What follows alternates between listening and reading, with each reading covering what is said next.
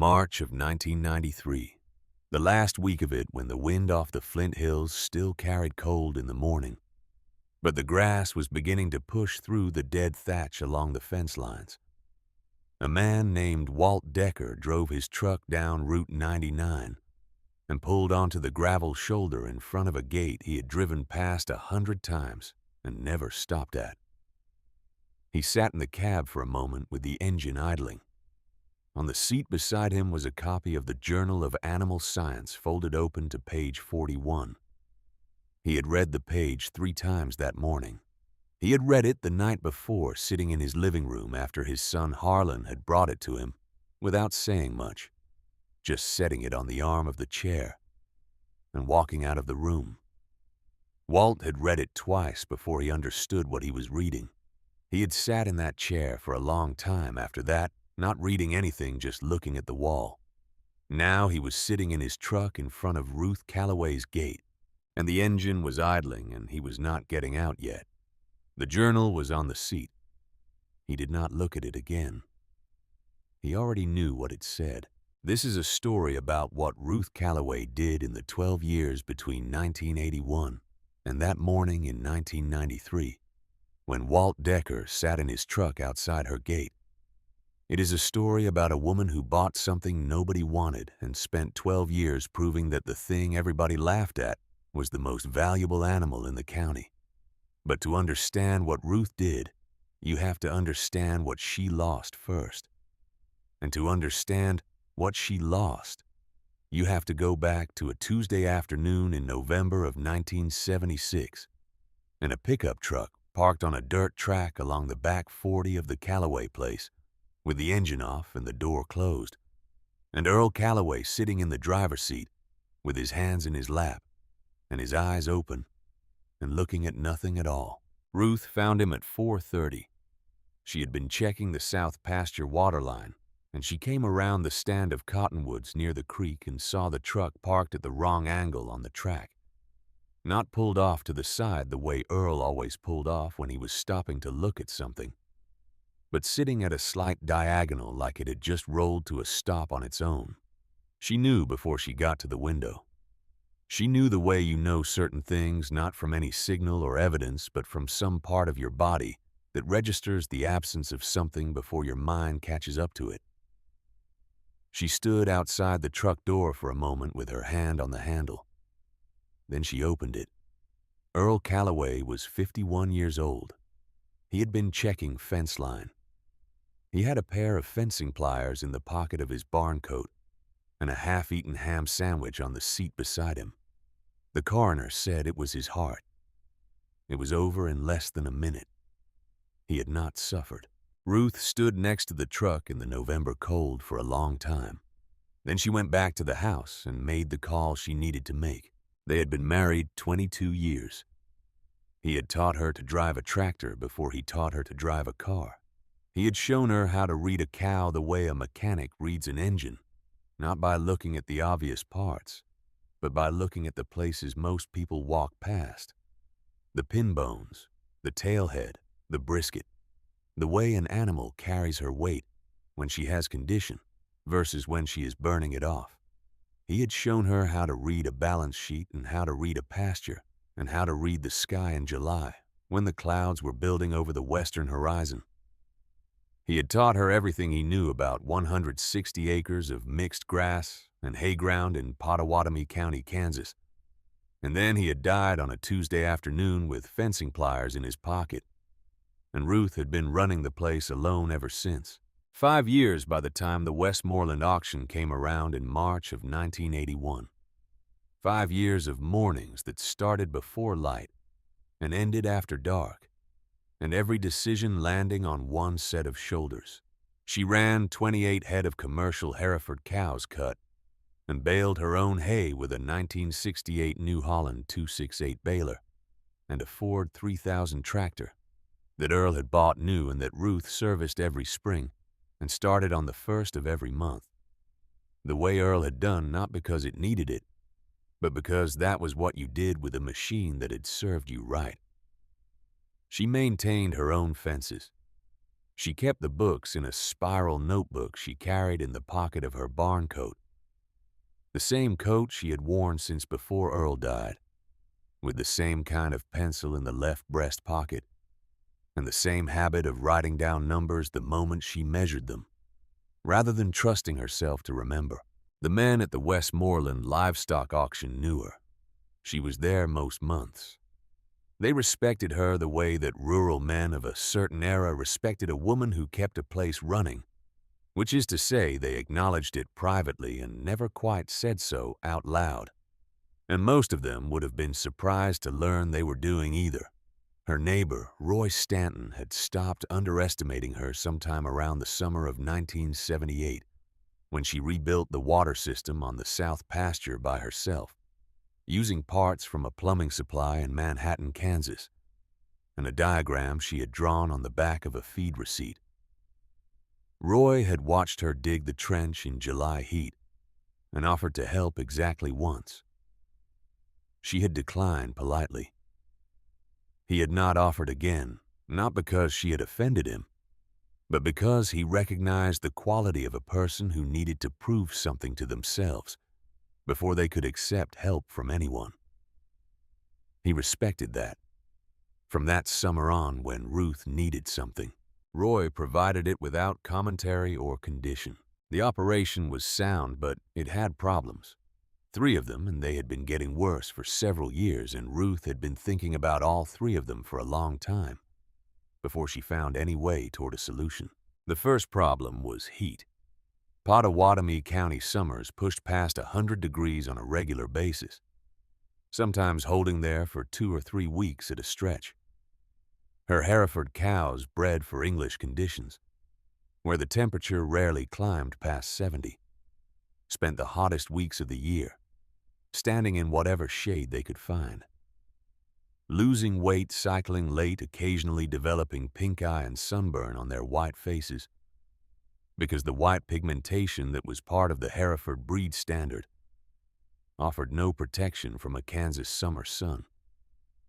She lost 1 cow every 2 or 3 years to heat-related complications. The ones she did not lose simply stopped performing during the hottest 60 days of the year. 60 days of feed costs producing nothing. She had priced out Mr. Shade Structures' rotational systems that kept animals near water during peak heat hours. None of it solved the problem. It managed it at a cost. The second problem was the fescue. Her north pasture, 60 acres of it, was dominated by endophyte-infected tall fescue. The endophyte was a fungus that lived inside the grass and produced a toxin that caused vasoconstriction in cattle, meaning it reduced blood flow to the extremities. In summer, that meant heat stress on top of the heat stress they were already experiencing. In winter, it meant fescue foot, a condition that caused reduced circulation in the lower legs, and in severe cases caused hooves and tail tips to slough off. Most ranchers either avoided fescue pastures entirely, accepted the production loss, or spent money reseeding with novel endophyte varieties at around $300 an acre.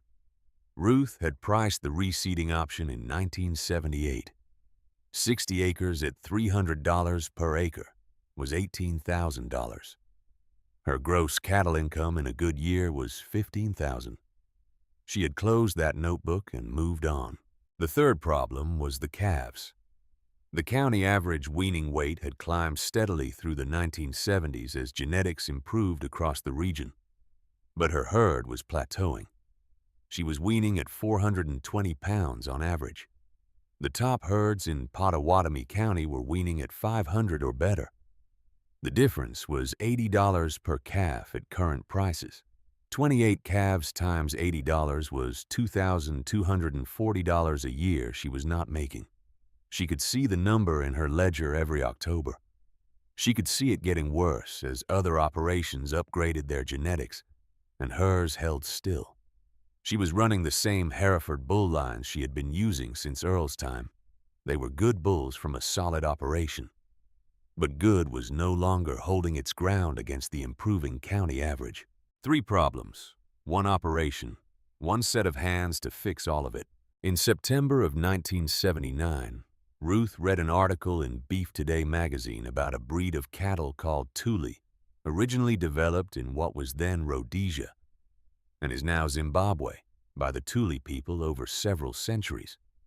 The breed had been selected across generations for heat tolerance, resistance to parasites, docility, and the ability to maintain body condition on poor forage. The article mentioned that a small number of Thule genetics had entered the United States through embryo imports, and that researchers at several land-grant universities were beginning to study the potential of Thule crosses with British breeds for operations in the Southern Plains states. The article was 4 pages long and included a sidebar about a preliminary trial at Oklahoma State University under a professor of animal science named Dr. Raymond Polk. Ruth did not read the article casually. She read it the way she read everything that connected to problems she was already working on, slowly twice through with a pencil in her hand, underlining the passages that mattered. She underlined 3 things. She underlined the passage about heat tolerance and coat type.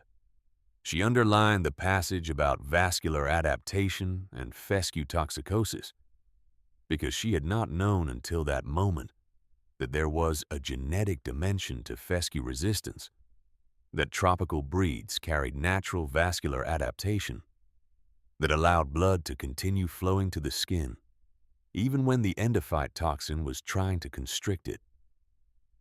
And she underlined the sentence that said, Thule crosses with British breeds showed heterosis effects that pushed weaning weights 10 to 15% above either parent breed. 1 breed, 3 problems. She read the article a 3rd time. Then she tore it out of the magazine, folded it twice, and put it in the kitchen drawer, where she kept important papers. The same drawer that held Earl's death certificate and the deed to the property and the loan papers from the bank. Then she sat down at the kitchen table and wrote a letter to Dr. Raymond Polk at Oklahoma State University. She wrote 2 pages. She described her operation, the acreage, the stocking rate, the forage types, the annual rainfall, the 3 problems she was trying to solve. She asked specific questions about the Thule cross trials, about fescue tolerance in practice versus in theory, about what a small operator in Kansas would need to do to get access to the genetics being studied. She did not apologize for writing. She did not explain who she was beyond what was relevant. She folded the letter, put it in an envelope, addressed it to Dr. Polk at the Animal Science Department, and mailed it on a Thursday. He wrote back in 2 weeks. She had not expected a response at all, let alone one that came quickly. What she had expected, if anything arrived, was a form letter or a pamphlet. What she received was 3 pages of handwriting in a precise small script that covered the paper front and back and answered every question she had asked with specificity and without condescension. He asked her detailed questions in return. How many acres of fescue? What the endophyte infection rate had been measured at if she knew. What her current conception rate was during July and August versus the spring. He asked whether she had any way to measure individual animal performance in her current herd, and when she wrote back that she kept daily records in a spiral notebook going back 7 years. He had underlined that sentence in her letter and written 2 words in the margin. She could tell this because he mentioned it in his next reply. He had written that matters. They wrote back and forth through the winter of 1979 and all of 1980. His letters became longer. Hers became more specific. He sent her photocopied data sheets from his crossbreeding trials. She sent him her weaning weight records from the previous 3 years with her own notes in the margins. By the spring of 1980, she had a folder on the shelf above her desk that contained 11 letters and 40-some pages of research data, and she had a clear picture in her mind of what she was looking for and why. She knew she could not buy registered Thule genetics. The few breeders working with the breed were in Texas and Oklahoma, and they were not selling to small operators in Kansas at any price she could reach. What she needed was a cow with demonstrable tropical influence. A cow that had already proven she could handle temperate conditions. A cow with the coat and the frame and the temperament that the research described. She needed to find her at an auction where nobody else knew what they were looking at. And then she needed to be patient enough to let the data speak before anyone else started paying attention. That was the plan. She had been working on it for 2 years before the Westmoreland auction of March 1981. 3 days before the auction, Ruth drove 40 miles to a property near Junction City. The property had belonged to a man named Colonel James Ware, a retired Army veterinarian who had spent 20 years overseas in Kenya, Rhodesia, South Africa, and 3 years on agricultural advisory work in Botswana, and who had come home to Kansas and kept a small collection of breeds he had encountered during his service. Colonel Ware had died in January of a stroke at his kitchen table. His daughter Sandra, who lived in Overland Park and managed the estate with the focused efficiency of someone trying to close a chapter they had no sentimental attachment to, had consented to let Ruth visit the animals on the property before the consignment. She had said to Ruth on the phone, in a voice that was not unkind but was clearly busy, "The key is under the mat." Ruth drove out on a Wednesday morning. The property smelled like pipe tobacco and old leather even from the outside. She walked among 7 animals in a muddy lot behind the farmhouse. 6 of them were various tropical crosses of uncertain value, thin in the winter coat, nervous not what she was looking for. The 7th was different. She was small, maybe 900 pounds, in a county where a respectable cow weighed 1,100. Her color was a dusty reddish-brown, with a white face marking that matched no breed the local men ran. Her horns curved forward instead of out. Her coat was slick and tight, in a way that the other ranchers in the county would read as thin. But Ruth had read enough of Dr. Polk's data sheets to know was not thinness at all. It was the coat of an animal built over centuries to shed heat in climates where a thick winter hide would kill faster than any predator. She stood quietly at the fence while the other animals moved and shifted. She watched Ruth with an expression that could only be described as patient. Ruth stood at that fence for 20 minutes. She looked at the cow's feet, which were black and hard and shaped exactly right. She looked at the udder, tight and well attached with small teats that a calf could nurse without difficulty. She looked at the body condition score and calculated it against the quality of the forage in the lot, which was poor, and came to a conclusion she would carry with her for the next 15 years. Then she went inside to see if Colonel Ware had left any records. He had. In a small room off the kitchen that he had used as an office, she found a wooden crate on the bottom shelf of a bookcase. Inside the crate were journals, 10 of them, at least. Leather-covered notebooks of varying sizes, filled with handwriting in blue ink. She pulled the most recent one. It was dated from 1971 through 1978. She stood in the dead man's office in the quiet house and read for 40 minutes. Colonel Ware had been meticulous. 20 years of observations across 4 countries. Breeding dates, calving notes, conditions, scores, performance measurements, and written passages that read like a man thinking out loud about what he was seeing and why it mattered. The cow in the lot was documented in the last 20 pages. Her dam was full, Thule imported through a Texas breeder in 1973. Her sire was Senapole, another heat-adapted tropical breed. She was the 3rd generation born on American soil. At the back of the journal, folded and slid between the back cover, and the last page was a white envelope. Ruth almost put it back. Then she looked at the address. It was addressed to the Pottawatomie County Extension Office. It was sealed and stamped and had never been mailed. She turned it over. On the back, in Colonel Ware's handwriting, were 2 dates. The first was October 1979. The second was March 1980.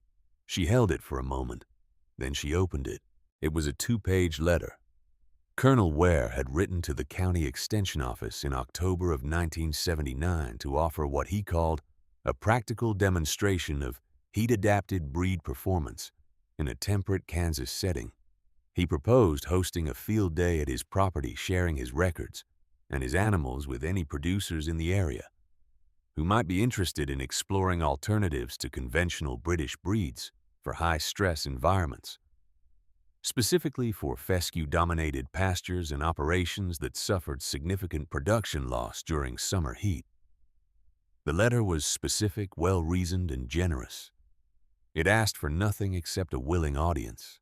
Clipped to the letter was a smaller envelope. Ruth opened it too.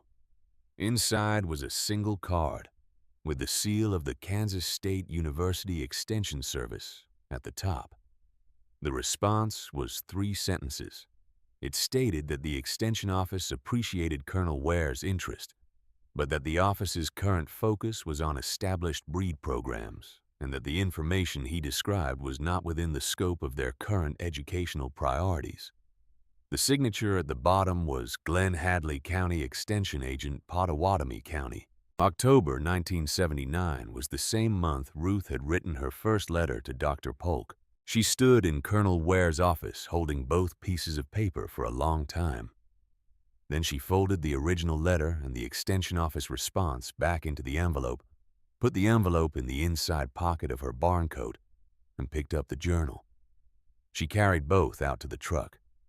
She drove back to her place and fed cattle and checked water, and did not say anything about what she had found to anyone, because there was no one at the kitchen table to say anything to, and because what she had found was not something that needed to be said out loud yet. It needed to be used. There was a difference. The Westmoreland livestock auction on the 3rd Saturday of March ran about 140 head that morning. The yard smelled the way it always smelled manure diesel, and the particular sweat of men who had been standing in the sun since 6 in the morning evaluating animals they had no intention of buying. The good lots went early. The average lots filled the middle. The culls and the odd consignments and the animals that did not fit any category the buyers recognized went last, when half the crowd had already walked to their trucks, and the auctioneer was thinking about what came after noon. Lot 87 was third from last. She stood in a holding pen near the back gate, away from the main run, because the yard manager had not known where else to put her. The men leaning on the rail had opinions that ranged from dismissive to confused. She was small. Her color was wrong. Her horns curved the wrong direction. Her coat looked thin to a man who did not know what he was looking at. She stood quietly in the pen while the other consignment animals paced and called. She did not pace. She watched the men watching her with the same patient expression she had offered Ruth 3 days earlier at the fence in Junction City. The auctioneer read the consignment card without enthusiasm. Crossbred cow approximately 6 years old, no registration papers, open sound. He did not mention the breed because the card said mixed, because Sandra had written that word in the breed line and moved on. He opened at 180. Nobody moved. He dropped to 150. A feedlot buyer in the second row raised his hand, not because he wanted her, but because at 150 she was worth her slaughter weight barely. The auctioneer looked for 160. Nothing. He looked for 155. Nothing. He was about to drop the hammer when a voice from the back of the yard said 200. The men near the rail turned around. Most of them knew who it was before they looked. The feedlot buyer considered briefly, then shrugged and let it go. 200 was not a number worth arguing over for an animal nobody understood. The hammer came down. Ruth Calloway had just bought something that every cattleman at Westmoreland that morning considered at best a waste of feed. Walt Decker heard about it that afternoon. Walt ran 600 head of registered Black Angus on a place 12 miles north of Westmoreland, and considered himself the primary authority on beef genetics in Pottawatomie County. He had not been at the auction that day. But he heard about Lot 87 by Saturday evening, and by the following Tuesday, it had come up twice at the feed store on the west side of Westmoreland, which served the same social function in that community that such establishments have always served in agricultural counties across the American plains. A place where information about your neighbors passed through without needing anyone to formally introduce it. Walt said what he said at the feed store without saying what he was actually saying, which is the particular skill of a man who has spent a lifetime in a community small enough that direct statements carry consequences. He said the kind of thing that happens when somebody reads too many magazines and doesn't have anyone around to talk sense. The men around him did not disagree. None of them had seen the cow. None of them needed to. The consensus was already formed. Glenn Hadley, the county extension agent, heard about it too. He stopped by Ruth's place the following week under the cover of checking on her hay inventory, which was a service he provided to several operations in the county, and which required no particular explanation. He walked out to the pasture and looked at the new cow for a few minutes. He said she was an unusual-looking animal. Ruth agreed that she was. He waited for her to say more about it. She did not. He asked where she had come from. Ruth said an estate liquidation out of Junction City. He nodded. He drove back to his office and filed nothing about it because there was nothing to file, and because nothing in his conversation with Ruth Calloway that morning had given him any information he could use, which was precisely what Ruth had intended. Roy Stanton had helped without being asked. He had lent the stock trailer without asking where it was going or what was coming back in it. When Ruth pulled the trailer back into the driveway at the Stanton place that Saturday afternoon and unhooked it, Roy came out of the barn and saw the cow through the trailer slats and said nothing for a moment. Then he said he supposed she would let him know if she needed anything. Ruth said she would. He went back into the barn. That was the entire conversation. She loaded Lot 87 into the trailer and drove 11 miles south on Route 99. She backed up to the pasture gate and let the cow walk out into 40 acres of native bluestem that Earl had never overgrazed, and that Ruth had managed since his death with the same careful rotation he had taught her. The cow walked 30 yards into the grass, dropped her head, and started grazing as though she had been doing it her whole life. She probably had. Ruth stood at the gate for a long time and watched her. The late afternoon sun was low over the western tree line, and the grass was coming in green at the base, and the cow's slick reddish coat caught the light in a way that made her look for a moment like something out of a different world, that had decided to visit this one and found the conditions acceptable. Ruth drove back to the house. She made coffee. She sat at the kitchen table with her spiral notebook open and wrote the date at the top of a fresh page. Then she wrote the number 200 and underlined it.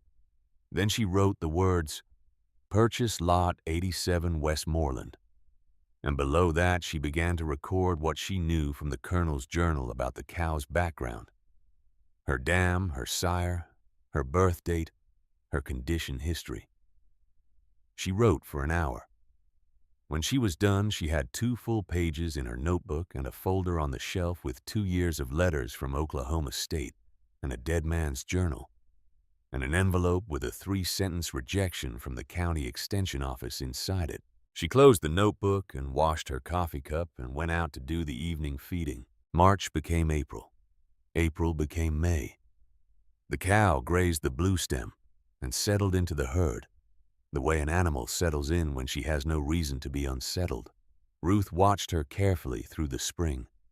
She watched how she moved in heat, whether she sought shade, how she carried condition on the same forage the Herefords were eating. What she observed, she wrote in the notebook every morning. The cow cycled in June on schedule, and Ruth bred her to her best Hereford bull on the same service date she had calculated from the Colonel's notes. The cow settled on first service. Ruth made a small check mark next to the date in her notebook. That was all. No one in the county knew about the breeding. No one had asked. Walt Decker had moved on to other subjects. Glenn Hadley had not come back. The feed store conversation had dried up the way such conversations always do when there is nothing new to feed them.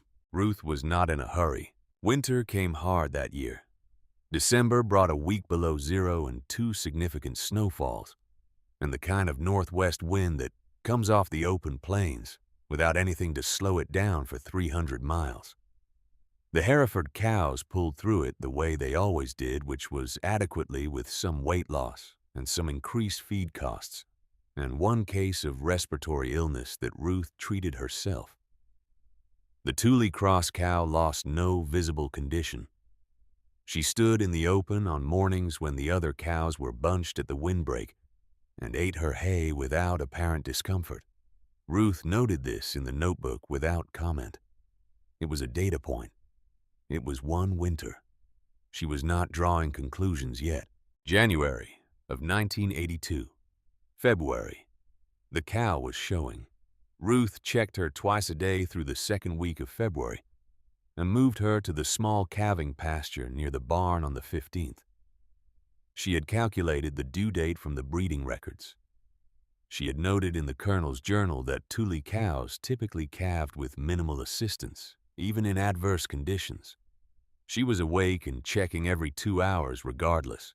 At 2 in the morning on a night in early March when the temperature had dropped to 19 degrees and the wind was pushing snow sideways across the calving pasture, Ruth walked out of the house in her barn coat with a flashlight and found the cow in the corner of the pasture by the old wooden gate standing over a small shape on the ground.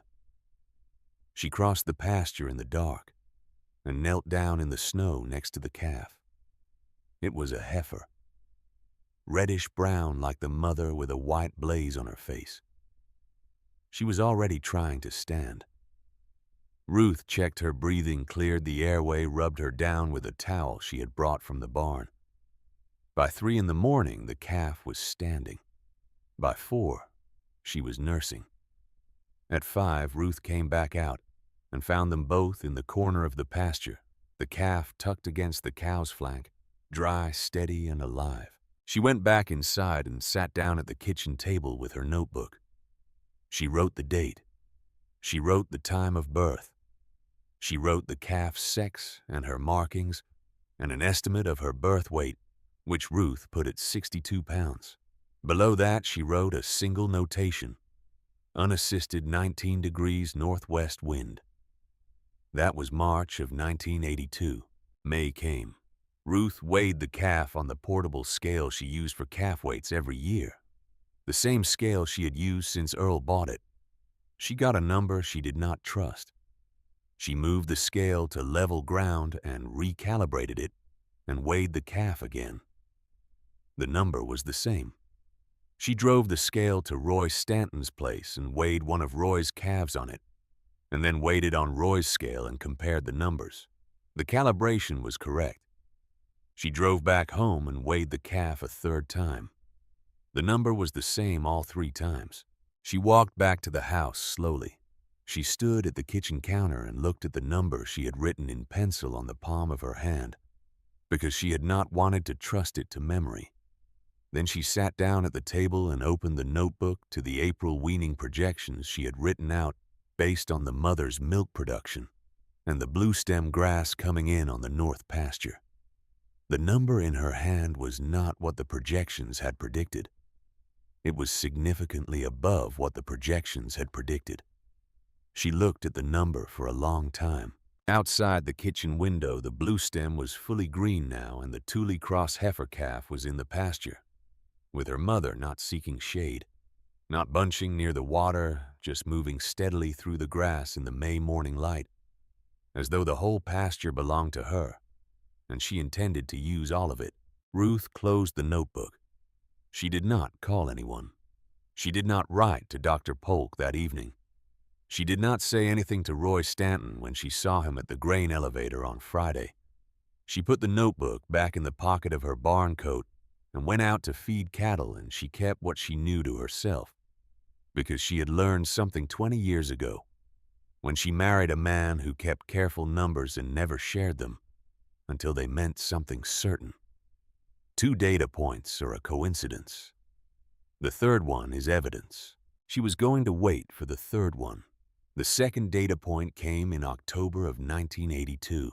Ruth weaned her 28 Hereford calves on the same week she weaned the Tule Cross heifer, the way she had always done it, pulling the calves off their mothers over 2 days in early October, when the grass was still holding, and the weather had cooled enough to make the transition easier on everyone. She weighed each calf on the portable scale and wrote the number in her notebook next to the calf's ear tag. The Hereford calves averaged 424 pounds. That was close to what she had expected.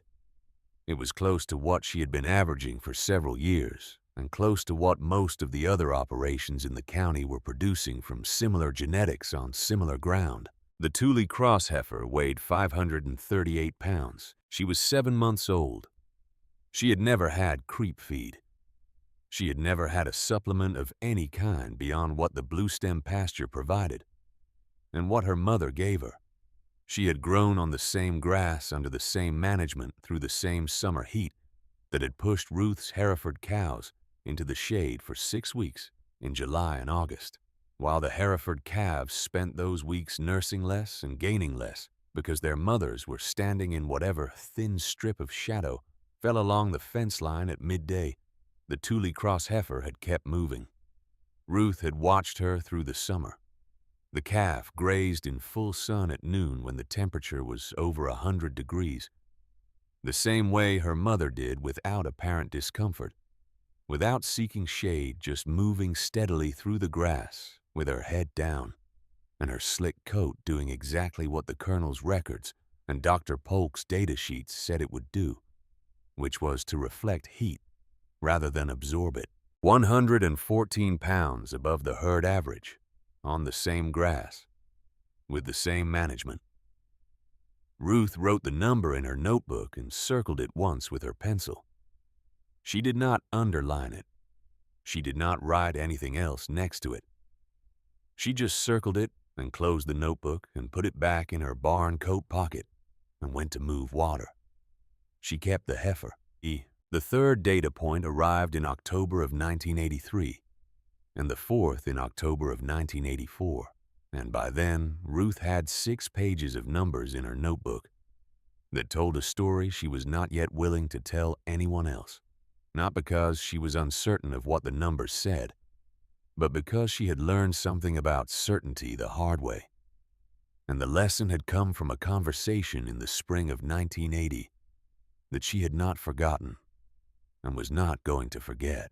She had been writing to Dr. Polk for 6 months by then. She had been reading everything she could find about tropical breed adaptation and fescue toxicosis and heterosis effects in crossbreeding programs. She had been carrying the folder of letters and research data on the shelf above her desk for half a year. She had told no one about any of it, partly because there was nothing certain to tell yet, and partly because the plan had not fully solidified. Then one morning in April of 1980, she ran into Glenn Hadley at the grain elevator in Westmoreland. He asked how the operation was going. She said it was going all right. He asked whether she had been looking at any options for the fescue ground. She said she had been doing some reading. He asked what kind of reading. She told him, not everything, but enough. She mentioned the tropical breed research at Oklahoma State. She mentioned the fescue tolerance data. She mentioned that she had been corresponding with a professor there who thought the approach had real potential for operations like hers in the eastern Kansas grazing belt.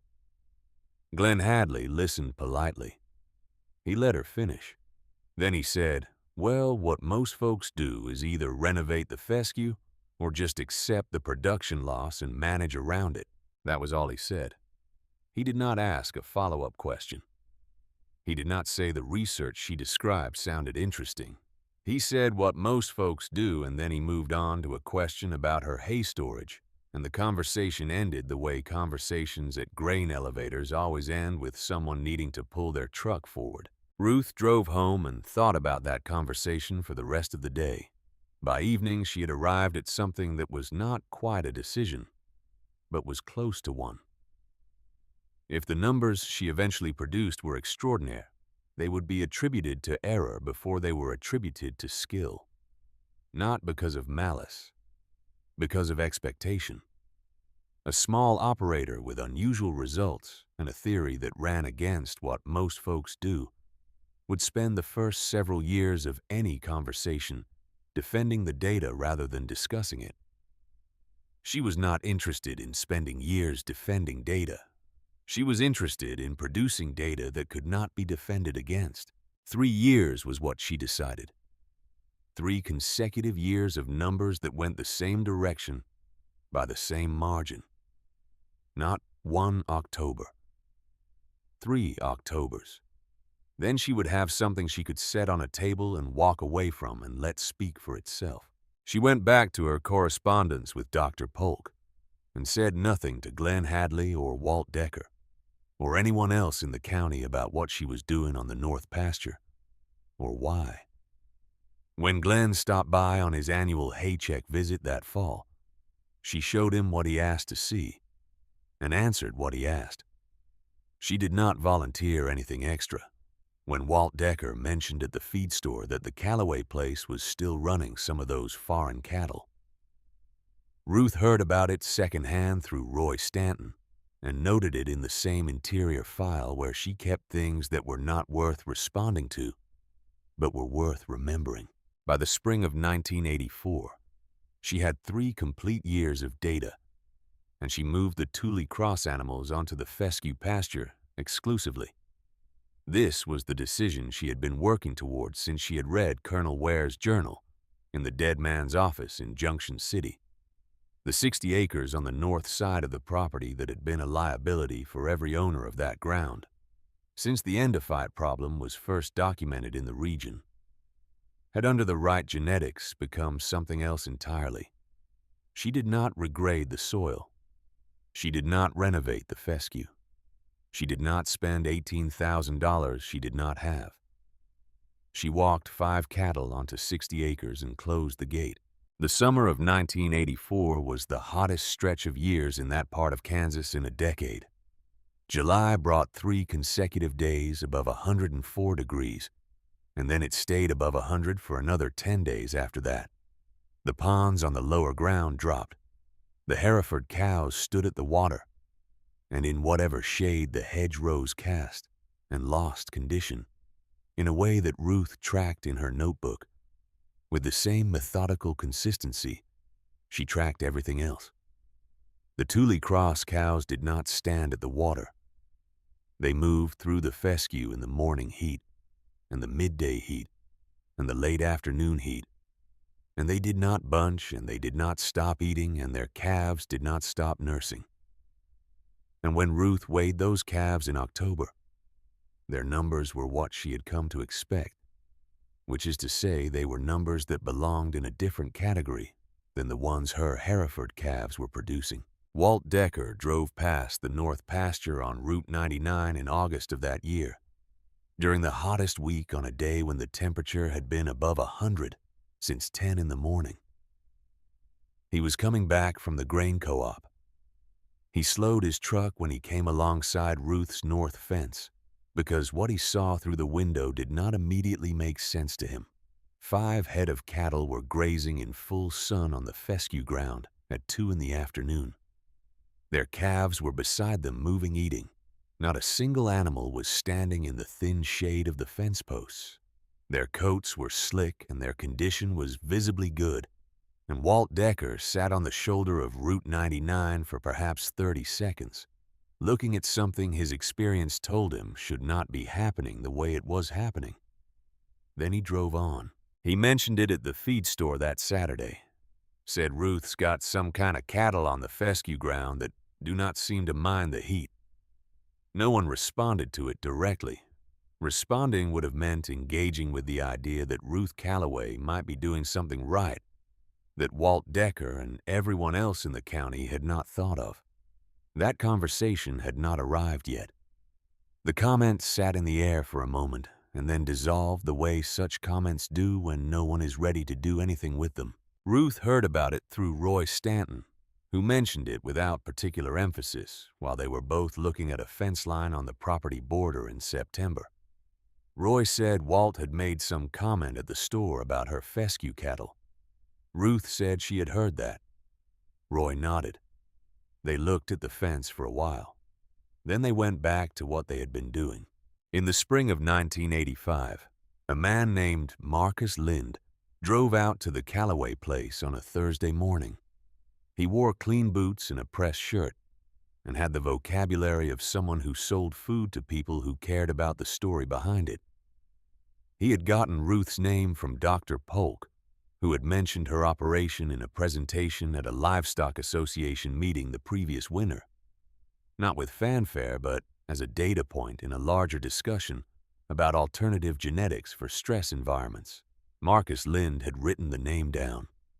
He was sourcing grass-finished beef for a restaurant group in Kansas City that had recently opened its third location and was marketing what they called heritage method beef, which meant cattle that had never seen a feedlot finished on grass with a documented background that a menu could reference without embarrassment. He walked her pastures for an hour. He looked at the cattle. He looked at the fescue ground. He asked to see her records. She brought out the notebook. He read it slowly, turning pages with the care of someone who understood what they were looking at. He asked intelligent questions about weaning weights and conception rates, and finish time on grass. He did not ask whether her husband was around. He offered 82 cents per pound live weight on 4 grass-finished steers. Ruth said 85. They settled at 83. The 4 steers averaged 1,040 pounds. The check that arrived 2 weeks later was for an amount that Ruth wrote in her notebook and then sat looking at for a long time. She compared it to the commodity price at the Westmoreland sale barn for equivalent animals. The difference was significant enough that she ran the calculation 3 times. Then she ran a projection forward 5 years, a gradual transition of the herd toward Thule Cross genetics. The fescue ground fully utilized the production numbers she had been tracking applied to a full 28 cow operation. She sat at the kitchen table where Earl had sat across from her every morning for 22 years and looked at what the numbers said. She had been running those numbers in her head for 4 years. Seeing them confirmed on paper in ink in that kitchen was a different thing. She closed the notebook. She got up and went to check cattle.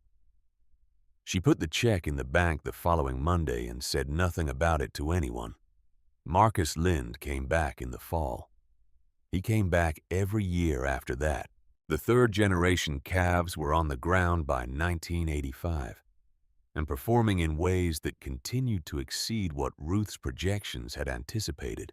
The fescue ground was producing at a rate that the county had never seen from that pasture under any management, not because the grass had changed, but because what was standing on it had changed.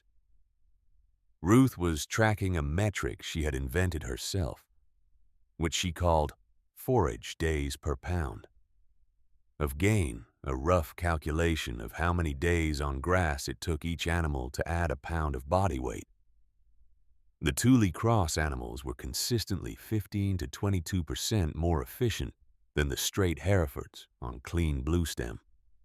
On the fescue ground, the difference was even larger because the Hereford animals lost condition on fescue from mid-July forward, while the Thule Crosses did not lose condition at all. The ground had not changed. The forage had not changed. The management had not changed. What stood on it had changed, and the numbers in Ruth's notebook said so clearly and consistently, year after year in the same penciled handwriting, in the same spiral notebooks, that she had been keeping since before Earl died. She had 5 of them now, filled front to back. Then the winter of 1986 came.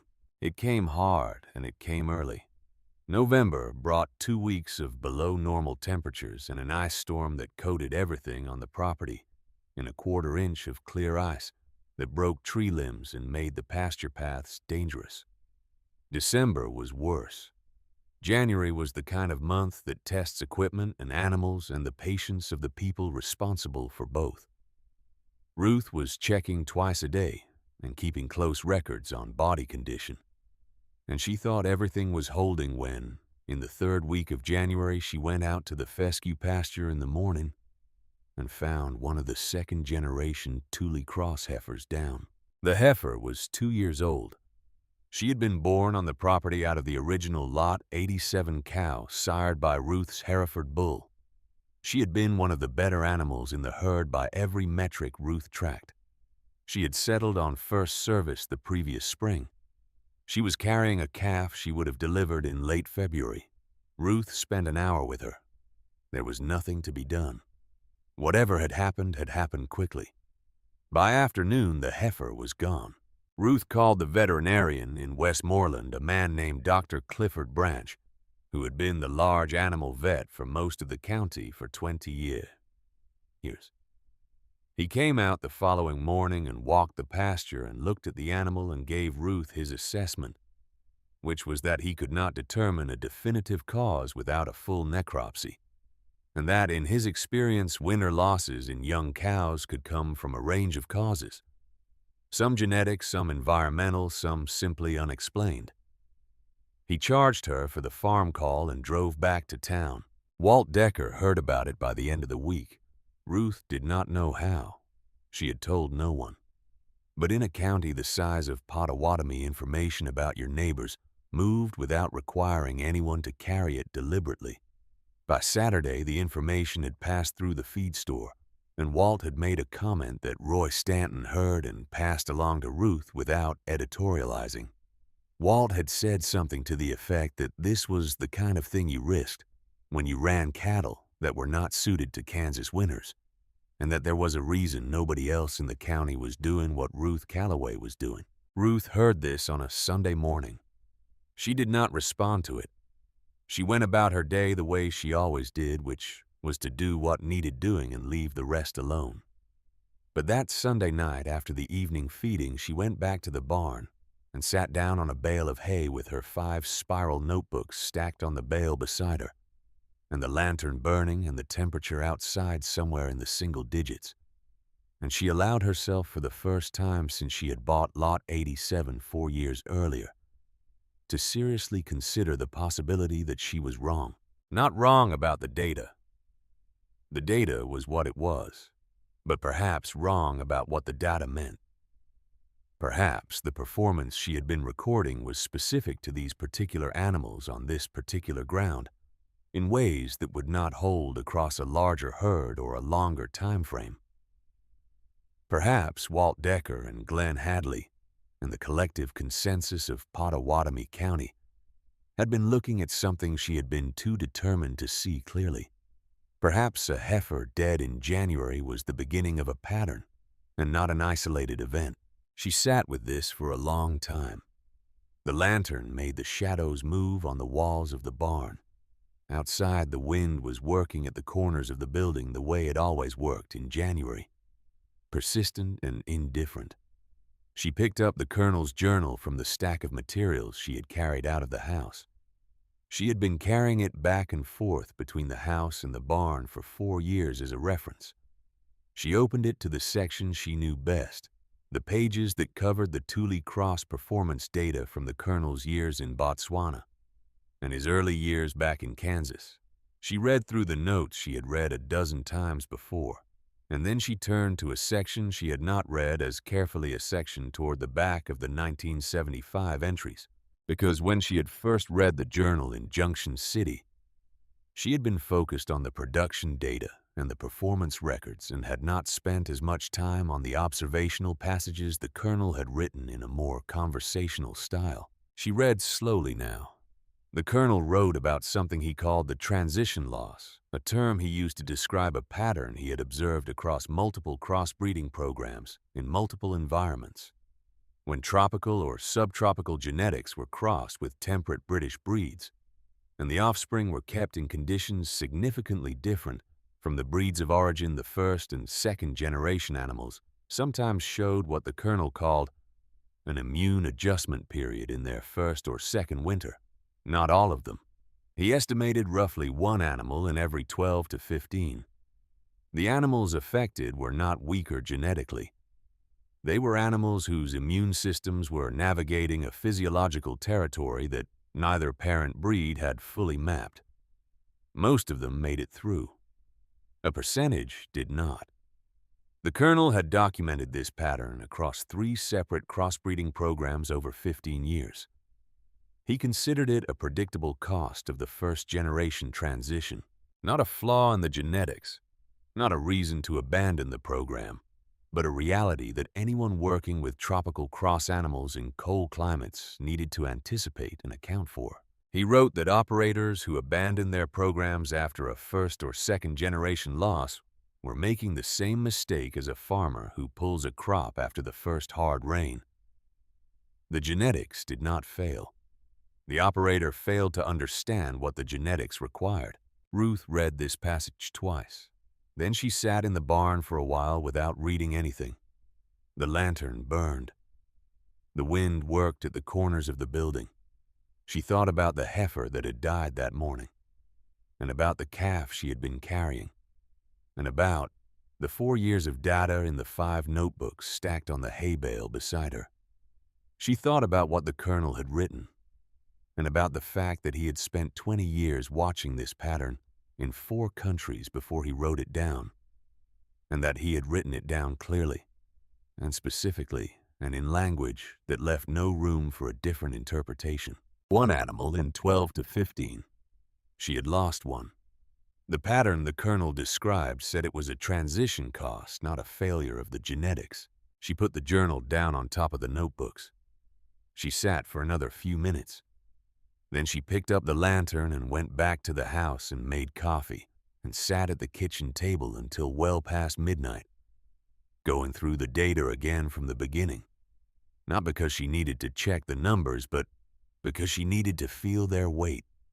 All 4 years of them, all the mornings, she had stood at the fence and the scale and the pasture gate and the grain elevator and not said anything to anyone, while the evidence built itself page by page in her barn coat pocket. When she finally went to bed, it was past 2 in the morning. She set her alarm for 5, which was when she always set it. She lay in the dark for a while and thought about Earl, which she did most nights before she fell asleep. Not with grief exactly, not anymore, but with the particular quiet of someone who has learned to carry an absence as a permanent feature of the landscape, rather than an interruption of it. She thought about the way he used to sit at this same table with his own notebook, tallying numbers she had not yet learned to read, patient and methodical and never in a hurry about anything important. She thought about how he had taught her that the most dangerous moment in any agricultural operation was not a bad season, or a sick animal, or a falling market. The most dangerous moment was when you let someone else's certainty replace your own data. The data was what it was. Everything else was opinion. She fell asleep holding that thought. By February, she had moved past it. The remaining Thule cross animals came through the rest of the winter without incident. The second-generation bull calf that had been born the previous spring was doing exactly what Ruth's projections said he should be doing. The fescue pasture was carrying 5 animals through a Kansas winter on less supplemental hay than she fed the Herefords on clean bluestem. Walt Decker did not mention anything further at the feed store. At least not anything that made its way back to Ruth through Roy Stanton. She wrote to Dr. Polk in March and told him what had happened.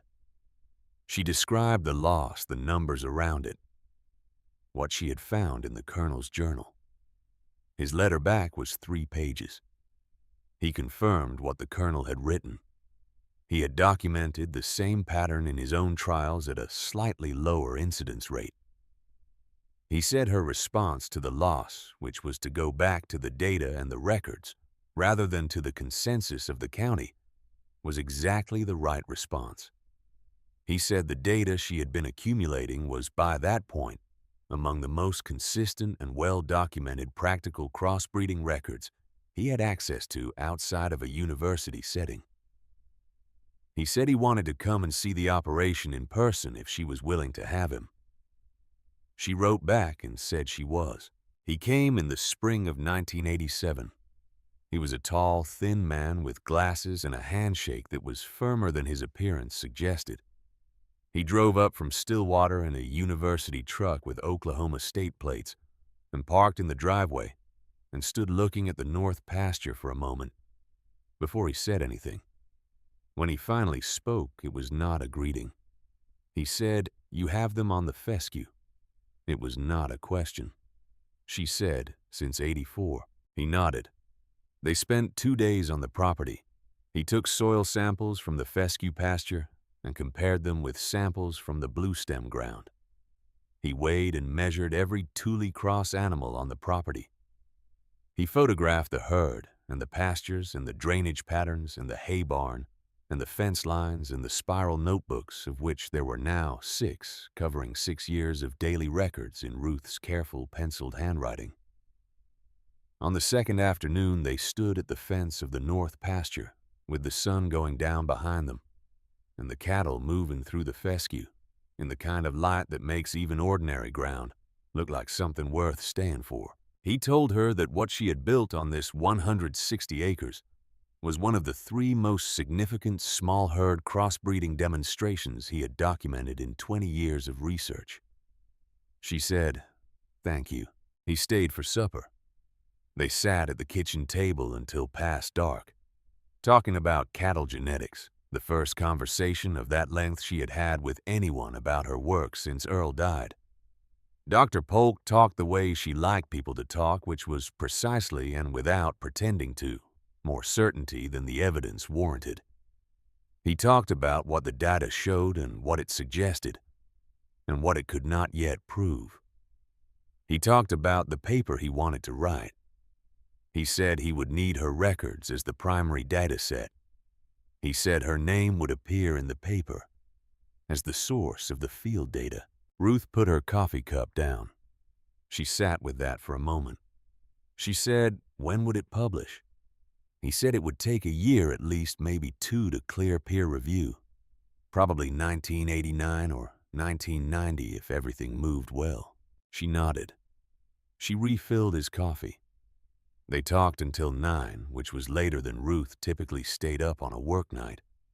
And then she showed him to the spare room and went to bed, and lay in the dark with the quiet the house always had after a visitor arrived, and the particular quality it had before one left.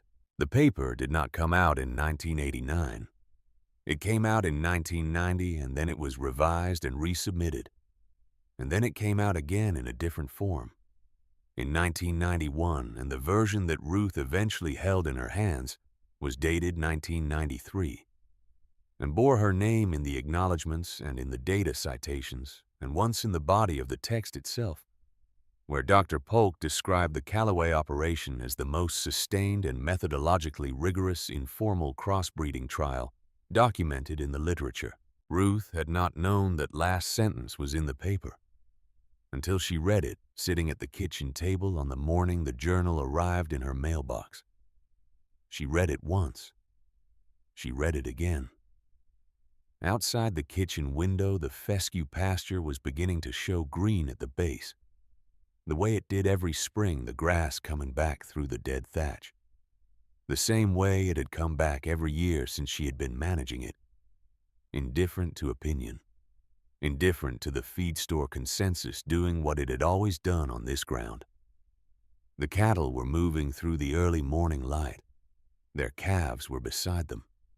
The whole north pasture looked the way it had looked every spring for 12 years, which was to say it looked like a problem that turned out not to be a problem, or rather like a problem that turned out to be something else entirely, once you put the right animal on it and waited long enough to see what happened.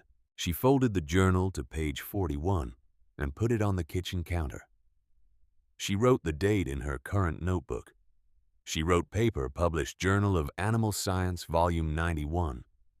She wrote the page number. She made a small check mark next to the entry, the same check mark she used to mark things that had gone according to plan.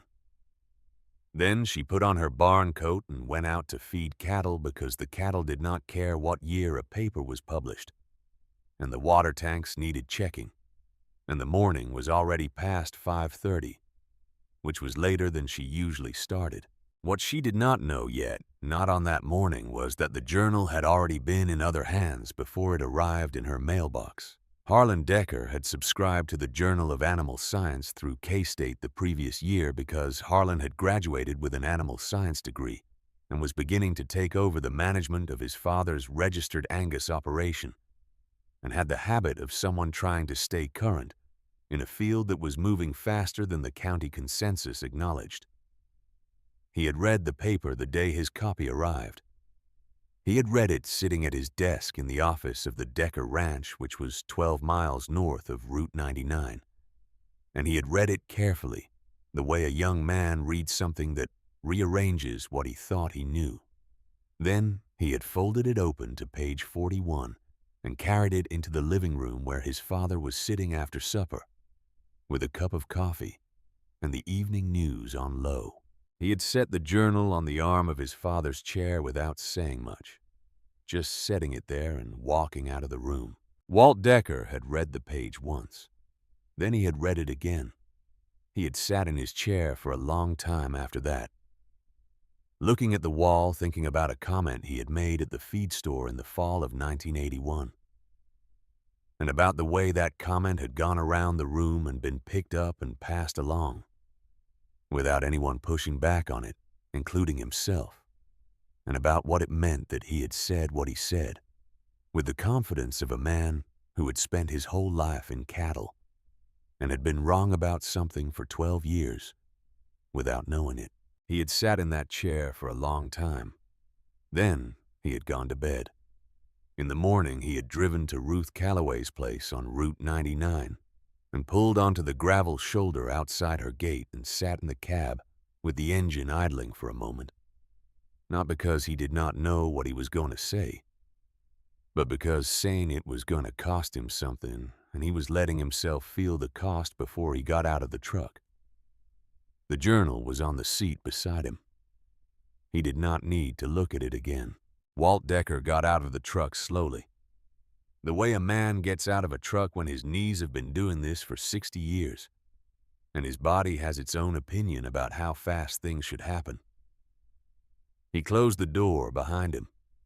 He stood at the gate for a moment with his hands in his coat pockets and looked up the gravel drive toward the barn, where the sound of a welding torch was carrying across the still morning air in short, controlled bursts. He opened the gate and walked up the drive.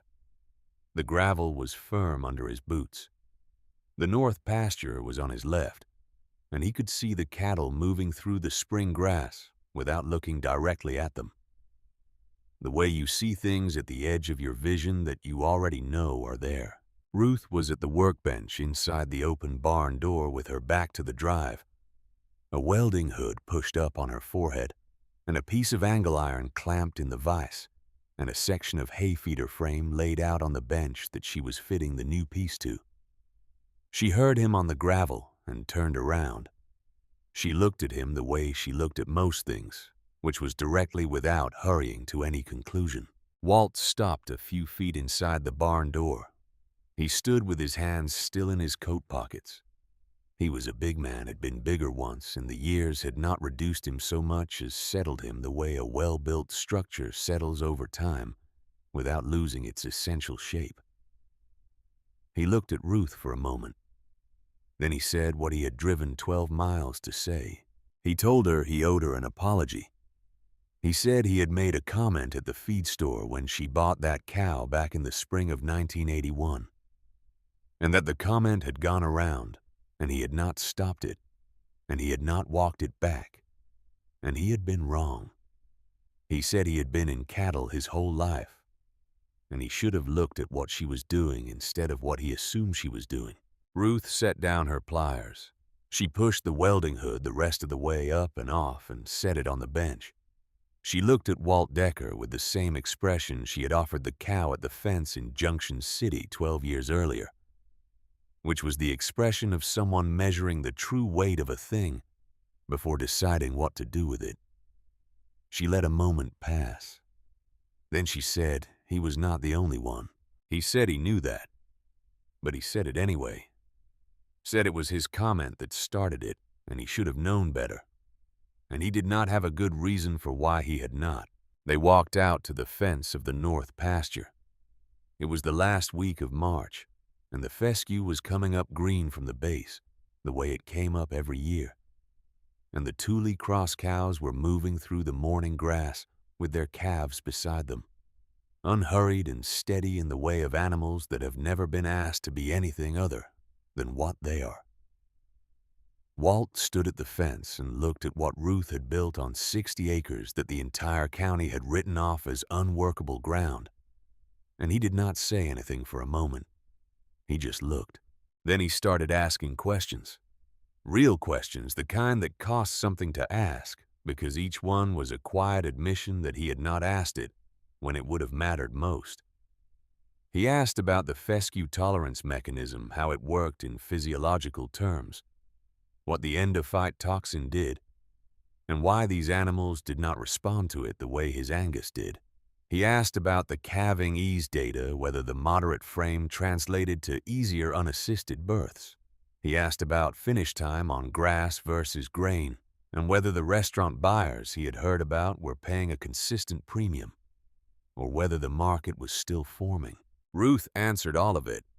She answered the way she answered everyone who asked genuinely, which was completely and specifically and without holding anything back, because information withheld from someone who was ready to use it well was just waste, and she had no patience for waste. She told him about the forage efficiency numbers she had been tracking. She told him about the fescue pasture performance across 9 years. She told him about Marcus Lind and the Kansas City buyers, and the premium per pound, and what the numbers looked like projected across a larger operation than hers.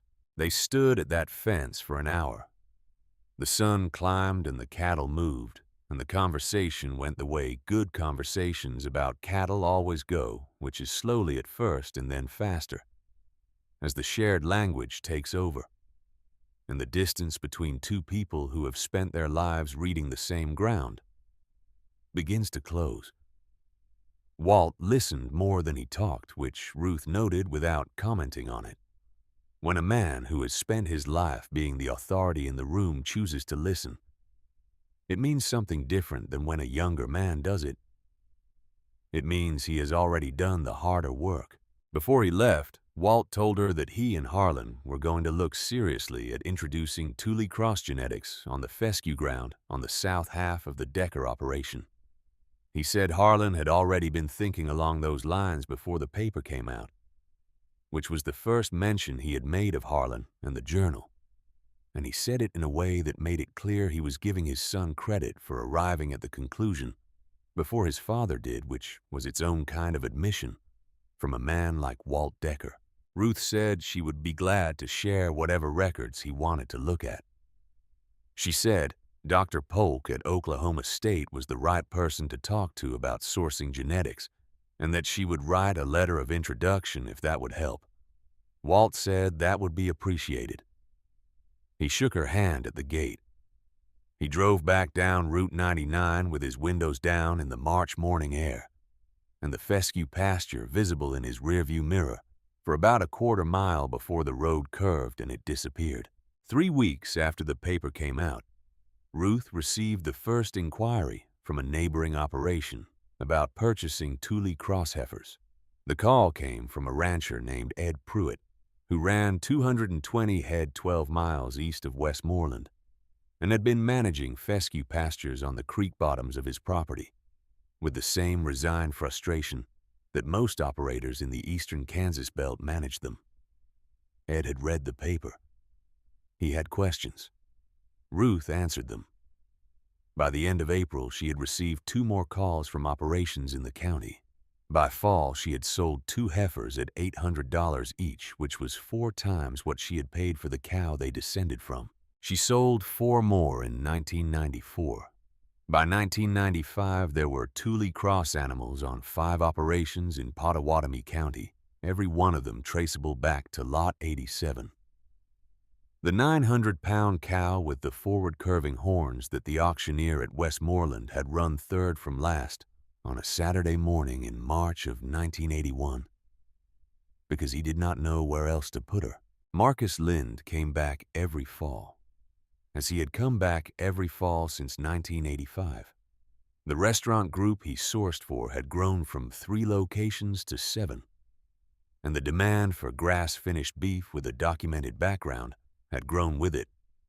He had brought buyers from Denver the previous year.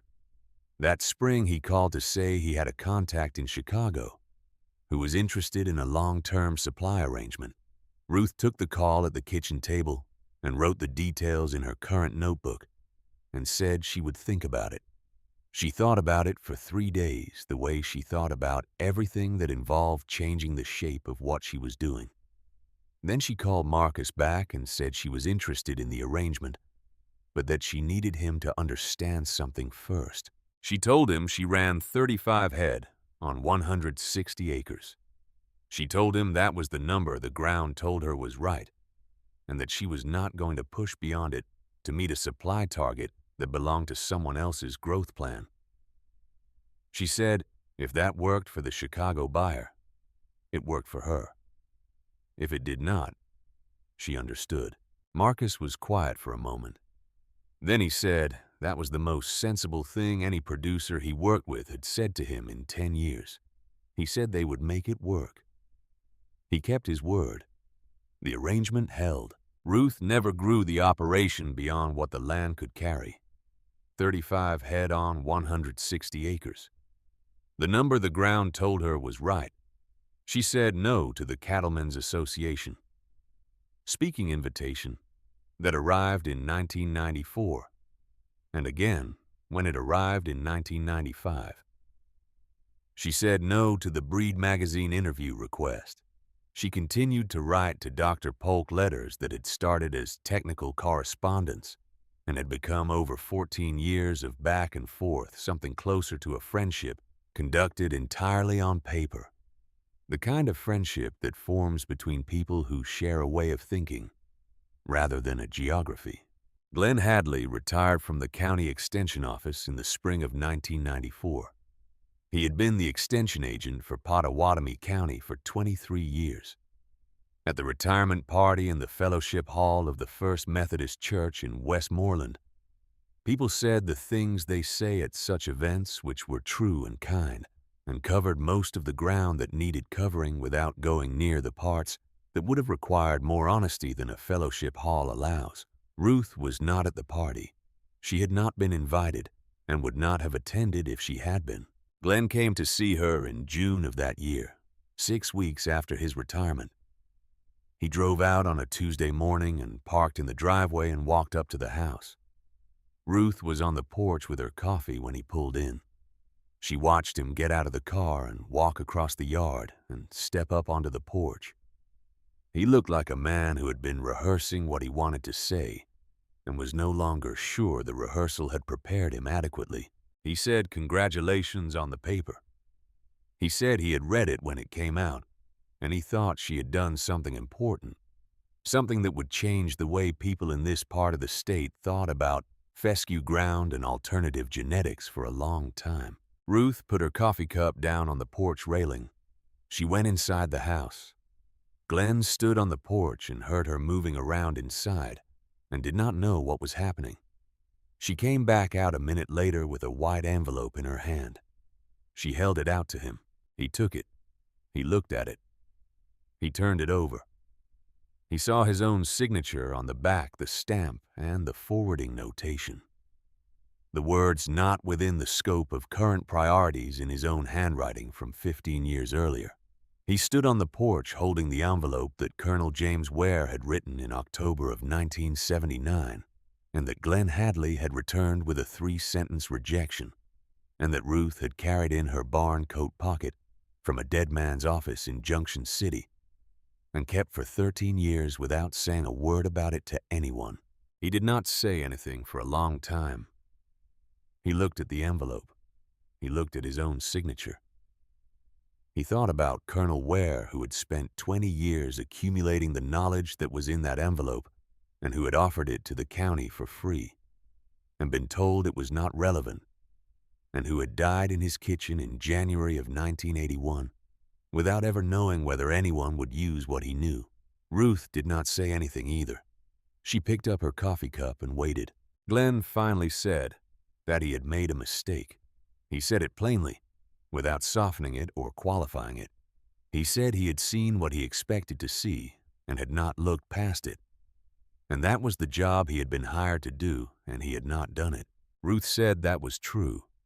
She said it in the same tone she would have used to confirm a weaning weight, factual, and without cruelty because it was a fact, and there was nothing to be gained by making it larger or smaller than it was. She said he was not the only one who had made that mistake in this county, and she was not going to pretend otherwise. But she said Colonel Ware deserved better than what he got, and that the letter was the evidence of it, and she wanted Glenn to have it so he would not forget that the evidence existed. Glenn held the envelope for a moment longer. Then he put it in the pocket of his jacket. He said he would not forget. He walked back to his car.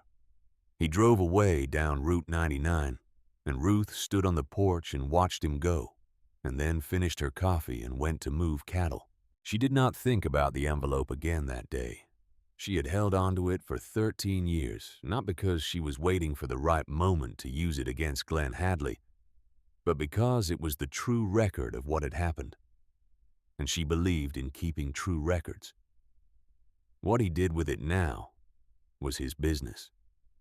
She had done what needed doing. The years moved the way years move on a working ranch, which is to say they moved in the rhythms of the season, and the cattle and the grass and the machinery and the accumulation of them was only visible when you looked back from a distance. By 1995, Ruth had completed the transition she had been working towards since 1981.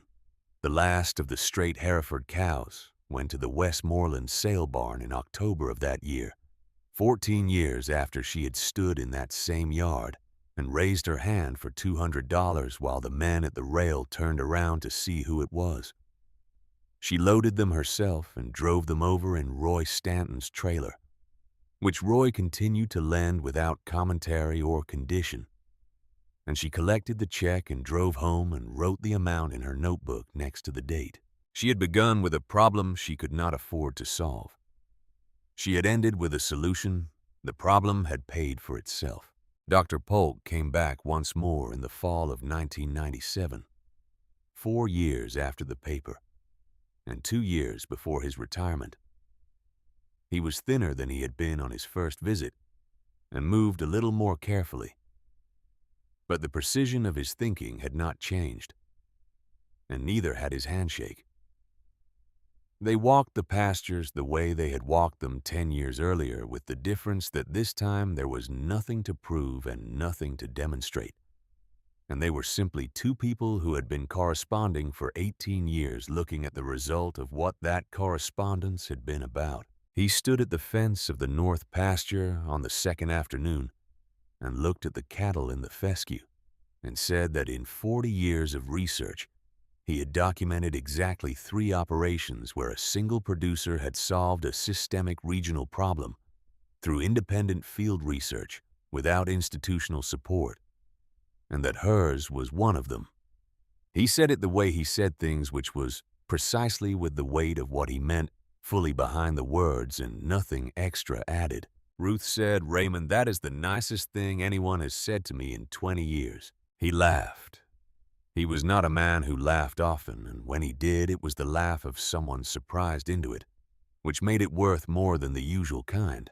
They sat on the porch until dark and talked about cattle, and about what was happening in the research literature, and about a young professor at K-State who was doing interesting work on warm-season grass mixes that Ruth had been following. He left the next morning before breakfast. She stood in the driveway and watched his university truck go down the gravel to Route 99 and turn south, and she stood there for a moment after the truck had disappeared. The way you stand when someone leaves who you are not certain you will see again in the particular way you have known them. His retirement dinner was in Stillwater in 2001. She did not attend. She sent a letter.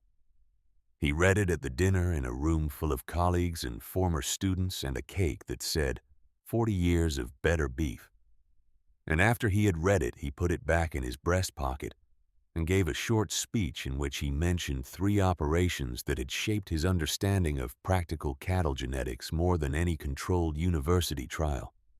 He said Ruth Calloway's name clearly so the room could hear it. He said what she had done, and he said it mattered. Every letter she had ever written him, 47 of them over 22 years, was in a file folder in his office that he had labeled with her name and her county, and the year the correspondence began. When he retired, he donated the entire correspondence to the University Library Archive. A graduate student used the letters as the primary source for a master's thesis in 2006. The thesis cited Ruth 31 times. Ruth did not know about the thesis until Dr. Polk mentioned it in a letter in 2007. One of the last long letters he wrote before his health made writing difficult. She read the letter at the kitchen table on a November evening, with the wind working at the windows the way it always worked in November, and made a note of it in her current notebook. Then she wrote back and asked him how he was feeling. His answer took 3 months to arrive and was shorter than his letters usually were, but the handwriting was the same. Lily Calloway came for the first summer in 2002. She was 14 years old, the daughter of Ruth's son, Michael, who lived in Topeka and worked in insurance and came out to the property twice a year with his family for the holidays. Visits that Ruth enjoyed, and that ended the way such visits always ended, with people who belonged to different rhythms of life amicably and with a relief on both sides. That was never spoken. Lily was different. Lily arrived in June with a duffel bag and a pair of boots that were slightly too large, and the particular alertness of a young person who has been waiting for a place that fits them without knowing that was what they were waiting for. She learned fast. Not the showy fast of someone performing competence, but the quiet, incremental fast of someone who retains what they observe and applies it carefully the next time. Ruth had seen that quality once before in a person which was in Earl, who had learned everything he knew in that same way, slowly and permanently. She did not say this to Lily. She just kept showing her what needed showing and let the girl do what she was capable of doing at whatever pace she was capable of doing it. By the second summer, Lily was checking water lines on her own and keeping accurate records of what she found, and doing the daily weigh-ins on the heifer calves with the portable scale without being asked. By the third summer, she was reading body condition scores on the cows with an accuracy that Ruth checked against her own assessments and found consistently within half a point. The girl was going to be good at this. Not good in the way of someone who has taken the right classes or read the right books, but good in the bone-deep way of someone who belongs to this kind of work. On a morning in that third summer of 2004, Lily was in the equipment shed, watching Ruth do the monthly start on the Ford 3000. The Ford was 38 years old that summer. Earl had bought it new in 1966. Ruth had serviced it every spring since his death, changed the oil, checked the fluid levels, greased the fittings, and turned it over on the first of every month the way Earl had done, not because it needed to run, but because that was what you did with a machine that had served you right and that deserved to be kept ready. She had replaced the hydraulic pump that same year and bought a used Kubota for the heavy haying work. But the Ford stayed. Lily watched Ruth finish the pre-start checks. Then she asked why. She asked it the way a young person who has earned some ground asks a question which is directly and without apology. Ruth climbed down from the step and stood for a moment with her hand on the fender. She thought about the question. She said that Earl had bought this tractor new. She said he had taken care of it the way he took care of everything he was responsible for, which was carefully and consistently and without cutting corners. She said it was her job to make sure it was still here when someone needed to remember what it sounded like. Lily thought about this. She asked if she could start it. Ruth looked at her for a moment. Then she took the key out of her jacket pocket and held it out. Lily took the key and climbed up onto the seat. The seat was sprung and low, and her feet did not reach the pedals. She found the ignition and slid the key in and looked at the controls and did not rush. She set the throttle the way she had watched Ruth set it. She turned the key. The engine turned once without catching. She waited the way Ruth had shown her to wait. She turned it again. The Ford 3000 caught on the second try, and the engine filled the shed with a sound that had been filling that same shed since 1966. A deep, slightly uneven idle that smoothed out after 30 seconds the way it always did. The sound of a machine that knew its own rhythms and settled into them without being told. Lily sat in the seat with both hands on the wheel and her feet hanging above the pedals, and did not say anything for a long time. The engine ran. The shed smelled of oil and dust and old metal, and the particular smell of machinery that has been maintained across many years by someone who took the maintenance seriously. Ruth stood at the open door of the shed with her arms crossed and watched her granddaughter sit in the seat that Earl had sat in and listen to the sound that Earl had listened to. And she did not say anything either. There was nothing to add. The sound said what needed saying. After a while, Lily reached down and shut the engine off. She sat for another moment in the quiet. Then she climbed down and handed Ruth the key without speaking. Ruth put the key in her pocket. They walked out of the shed into the morning light and went to feed cattle. The summer of 2004 was dry. The driest June in the county since 1988. Ruth was managing water, carefully moving the cattle on a tighter rotation than usual, watching the grass for stress signs, making adjustments she had made in dry years before and would make again. She was not worried. She had seen dry years and wet years and years when the market dropped out from under you, and years when everything lined up and the numbers made sense, and she had learned to manage against the range of all of them, rather than planning for any one version of the year. Later that July, she was doing maintenance on the Ford. She was not using it for anything heavy that season, just the monthly start and an occasional light job, but she kept up the maintenance schedule regardless of usage. She was replacing the hydraulic fluid and had the access panel off the side of the tractor and was checking the lines when she noticed that the tray under the panel was sitting slightly off its mounting, as though something behind it had shifted over the years to lift one corner by a fraction of an inch. She had never looked behind the tray. She reached in and found a piece of metal catching on the back edge. She pulled the tray out fully. Behind it, in the space between the tray mount and the tractor frame, was a folded piece of paper.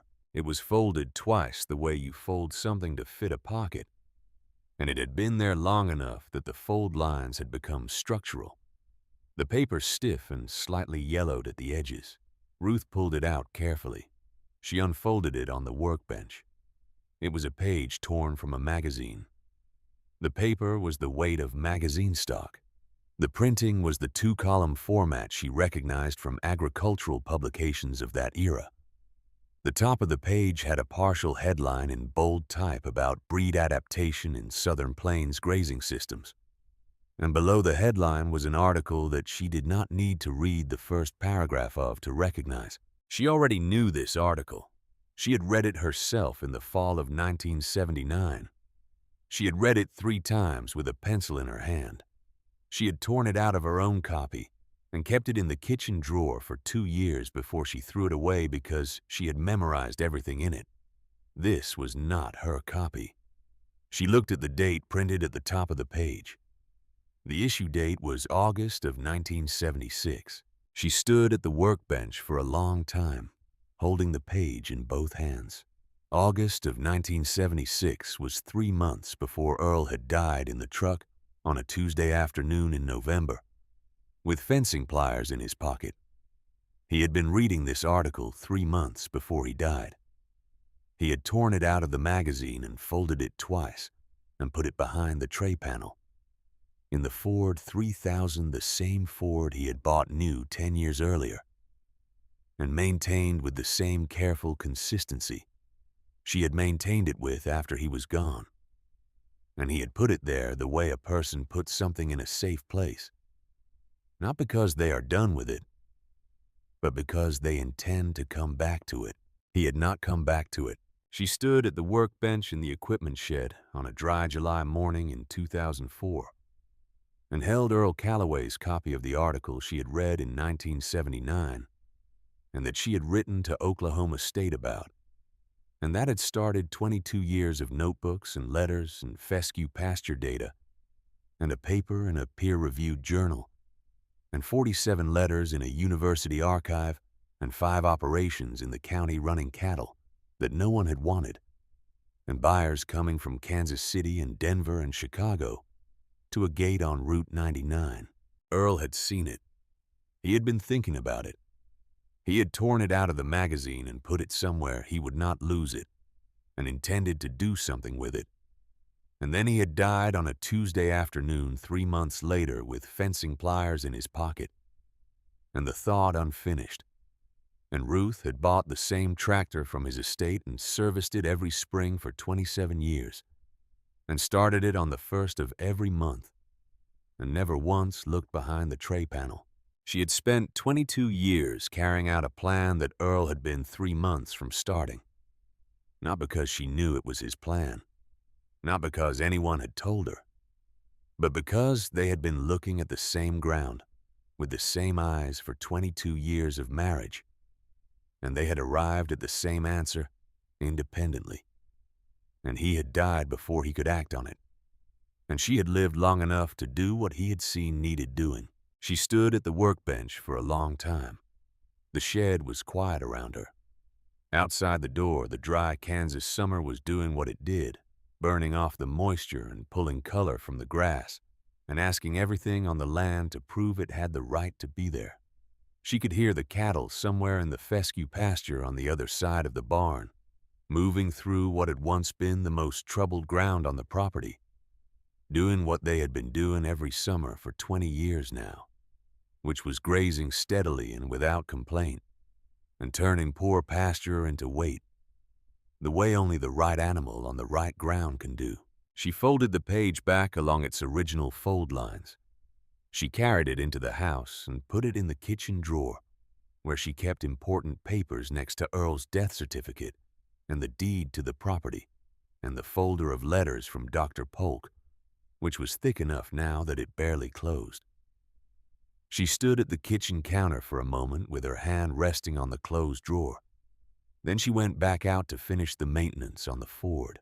The original cow, the one that had come to this pasture as Lot 87 in March of 1981, died in October of 1996. She was 21 years old. In 15 years on the Calloway place, she had produced 14 calves, every one of them unassisted, every one of them healthy, every one of them carrying genetics that had moved outward through the county and beyond in the years since. Her last calf, a heifer, was born in the spring of 1995 and was grazing in the fescue pasture with the rest of the herd when her mother went down in October quietly in the corner of the pasture near the old wooden gate, with no visible distress and no drawn-out process the way an animal goes when it has lived well and used itself fully and has simply arrived at the end of what it was given.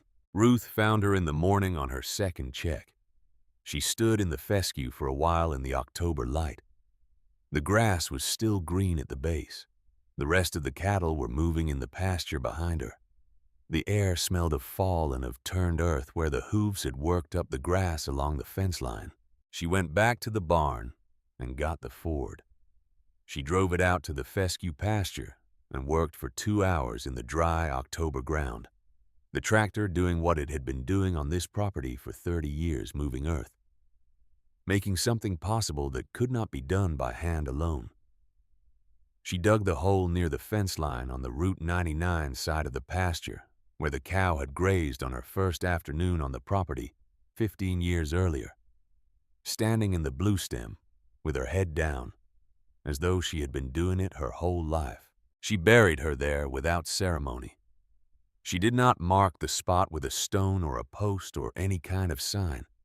She knew where it was. That was enough.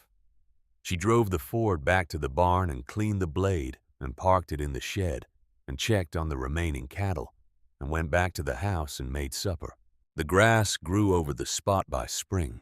It grew the way grass grows over everything in time, which is completely and without reference to what lies underneath. The fescue came up green from the base the way it came up every spring, indifferent to the winter that had tried to stop it, and indifferent to the summer that would try to burn it back, and indifferent to the decades of certainty from the men at the auction yard and the feed store and the extension office that this ground was a liability and not an asset, and that the animals standing on it were the wrong kind of animals for a Kansas woman with 160 acres, and a problem she could not afford to solve. The grass grew. The cattle moved through it. The data continued to accumulate in the notebooks, which now filled an entire shelf above the desk, in the small room off the kitchen where Ruth kept her records. Lot 87 had no headstone, but for every producer in 3 counties who was running Tule Cross cattle on fescue ground for every calf weighed in October, that came in above the county average for every feed cost not spent on grass renovation, and every vet call not made for heat stress in August. The reckoning was ongoing. It did not require a marker. It did not require acknowledgement from the men who had laughed at the auction in 1981, or the extension office that had sent back a 3-sentence rejection to a man who only wanted to share what he knew. It only required the ground to keep responding to what stood on it. Some things do not become worthless just because the men at the auction say so. Some things only need someone patient enough to see what nobody else was looking for, and disciplined enough to keep looking after the first win or loss, and quiet enough to let the numbers build without asking anyone else to believe in them before they were ready to speak for themselves. Ruth Calloway had been all 3 of those things for 22 years. She had learned them from a man who taught her to read cattle before he taught her to drive a car, and who had died on a Tuesday afternoon in November with fencing pliers in his pocket and a magazine page folded behind the tray panel of a tractor he had bought new in 1966, and who had seen the same answer she had seen from the same ground that they had both spent their lives trying to understand. She had carried his answer forward without knowing it was his, and the ground had kept responding the way ground responds when it is given what it needs, rather than what is convenient, which is to say honestly and without sentiment. The same way Ruth Calloway had managed everything she was responsible for from the day Earl died in that truck on the back 40 until the last morning she walked the fescue pasture in the early light with her notebook in her barn coat pocket and the cattle moving through the grass and the whole north side of the property, doing what she had always believed it could do, which was everything.